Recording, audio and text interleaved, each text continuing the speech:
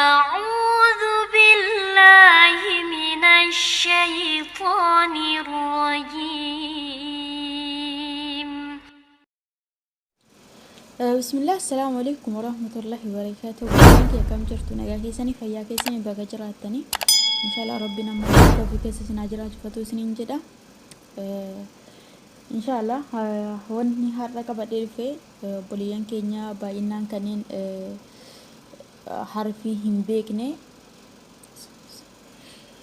حروف هم بيكني يجودا akkaataa haala salphaadhaan itti hurufa itti baratan jechuudha. Hurufa quraana qara'uu fi warri isin dhibu akkamitti hurufa ofuma biratti baratanii quraana isiniif laafa jechuudha. Ani quraana gaafa qaratan hedduu isiniif laafa.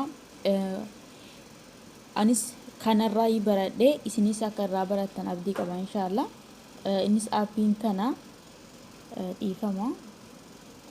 Innis aappiin kana jechuudha. Aappii kana innis maalidha maqaan isaa akkuma asirratti argitanii alqaa'idaatun nuuraaniyyaadha. Inshallah linkii kana fidee viidiyoo amma waraabaa kana jalarraan isiniif kaa'a. Inshallah warri barbaadan buufadhaatii irraa baradhaa akka quraanaaf yeroo qaratan illee isiniif salphatu. Qubee wallahi bareedaadha, aappii bareedaadha. Shabakaa isin hin gaafatu. Yeroo magadi buufatan qofaadha yani shabakaa qabaachuun keessanii inshallah amma isinitti mul'isaa jechuudha. Aappii inshallah keessa seennee akkaataa dura eega gadi buufatanii waa tokko isin barbaachisu gaduma buusuu qofa isin barbaachisa. Akkaataa itti gadi buuftaniin immoo linkii kana fidee viidiyoo amma waraabaa kana jalarraan inshallah isiniif kaa'a. San booda gadi buufatanii qofa gaafa irra seentanii akkanatti isiniif dhufa. Akkanatti yoo isiniif dhufe akkas gara harka bitaa harkiftu jechuudha. Ammas ni harkiftu. Yoo harkiftan bismillahir rahmanir rahim ad-darsul awwal huruful hijaa'il mufradaadha. Kunoo darsul awwalidha. Eegaa kana asiin seentanii booda asittuu jira iddoo akka xiyyaa takka akkatti gadi qabdanii kunooti shabakaa tokkoon alatti isiniif qara'aa jechuudha.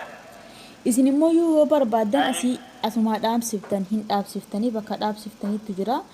Xiyya isiniif kaa bakka itti dhaabsiftasanii yoo barbaadan harka keessanii akkas irra ooftanii akkasitti eenyu jedhuu hin dandeessanii jechuudha. Haga darsii meeqaa jiranii? Haga darsii 16 jira inshallah walumaan laalla. Haga darsii 16 jira jechuudha. Darsii 16 irraan immoo eenyu hurufoolii qaqqabamtu jira. Isisan immoo haala salphaadhaan barachuu hin dandeessanii jechuudha. Maaliif jenna anis kanarraa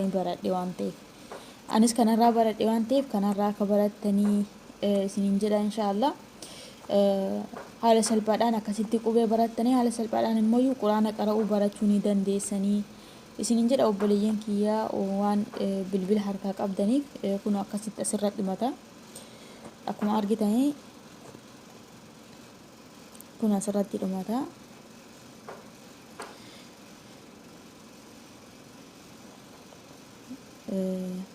Asirratti dhumata. Kun isa akhir irraa jechuudha. Kana booda akkatti irraati lakkoofsaan irraa qara'uu hin dandeessanii jechuudha. Bareedaadha wallahi aappii bareedaadha inshallah gadi buufadhaati itti eenyu jedha. Ammas immoo yoo irra deddeebi'uu barbaadan akkam gootanii irraa isin deddeebi'uu barbaadanii amma fakkeenyaaf darsul awwalii keessa gaafa dhaqne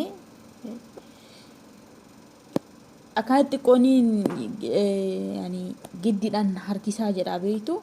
Kanaafiyyuu yaa giddumaan harkisuu qabdan akkasitti harkiftanii eenyu godhuu hin dandeessanii jechuudha. Darsul awwalii irra hin geenne naaf saame.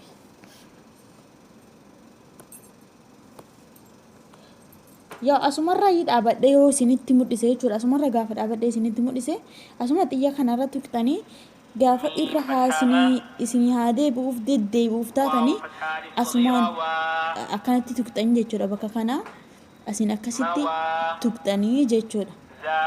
yoo dhaabsisuu barbaaddan immoo bakka walakkaa kana asumaan tuqxanii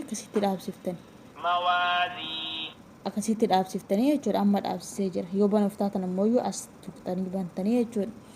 Yoo immoo lakkee kana hundayyuu hin godhu qubee tokko tokkoon irraa qara'uu barbaada jettani akkuma jalqaba isinitti mul'isisan akkasitti harka keessan irra oofaati irraatii qara'uu ni dandeessanii isin jedha obboleeyyan kiyyaa baradhaa barnoonni gariidha. Kanaaf iyyuu barachuun bareedaadha isiniin jedha. Aappiin har'a qabadhee dhufe kana aappii hedduu bareedaadha isin fayyada waan isin fayyada jedhee ofillee waan irraa baradhee jiruufi akka irraa barattan barbaade jechuudha. Kanaaf iyyuu inshallah gadi buufadhaati irraa baradhaa isiniin jechuu barbaade. Kanuma aappiin hadhaa. Assalaamu alaykum warahmatullahi wabarakaatu. Osoo hin xumurre dura aappii kana inshallah aappii Instagram qaame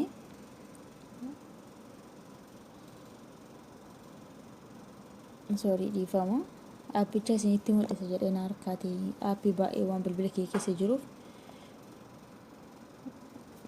dhiifama aappii kana jechuudha. Aappii kana inshallah akkaataa aappii kana ittiin eenyuudhaan inshallah isiniif waraabaa boruu isiniin jedha.